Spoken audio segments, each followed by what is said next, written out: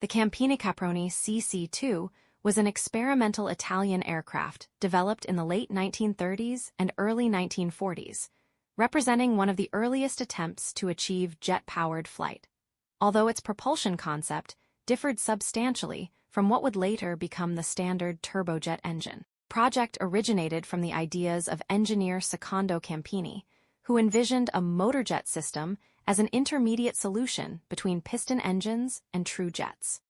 This concept was realized in collaboration with the Caproni Company, one of Italy's leading aircraft manufacturers at the time. Unlike the turbojet engines being developed in Germany and the United Kingdom, the CC.2 relied on a conventional piston engine to drive a compressor, which forced air into a combustion chamber where fuel was injected and ignited, producing a reactive jet thrust. While theoretically innovative, this system introduced mechanical complexity and inefficiencies that would ultimately limit its practical success.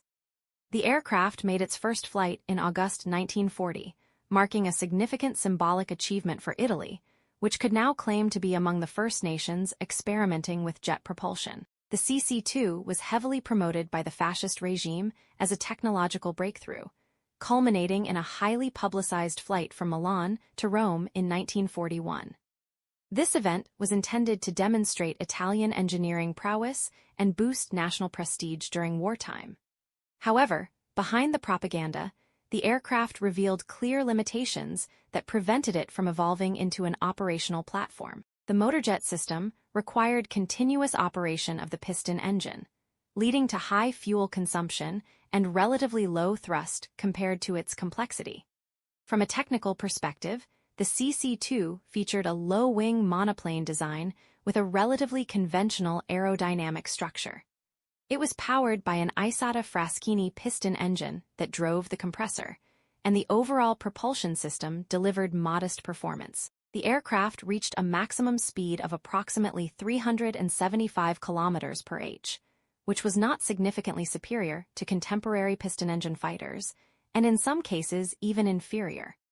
Its range was also limited due to inefficient fuel usage, and the absence of a turbine meant that much of the engine's power was lost through mechanical transmission rather than being effectively converted into thrust. These factors made the aircraft unsuitable for military deployment or further development.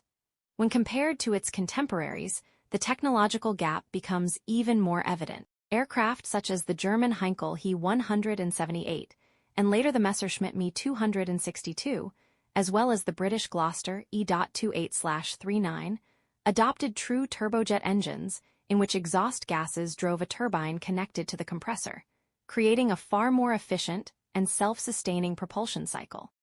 These designs allowed for significantly higher speeds and better scalability. The Me 262, for instance, exceeded 800 km per h and became the first operational jet fighter in history, while British developments laid the foundation for post-war aviation.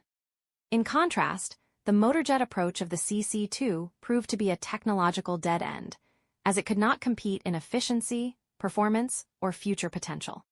Despite these shortcomings, the Campini-Caproni CC.2 retains an important place in aviation history. It represents a transitional moment in the evolution of flight, when multiple engineering paths were explored in the quest for higher speeds and new propulsion methods. Although its specific solution was ultimately abandoned, the aircraft demonstrated the experimental spirit of the era and contributed to the broader understanding of jet propulsion.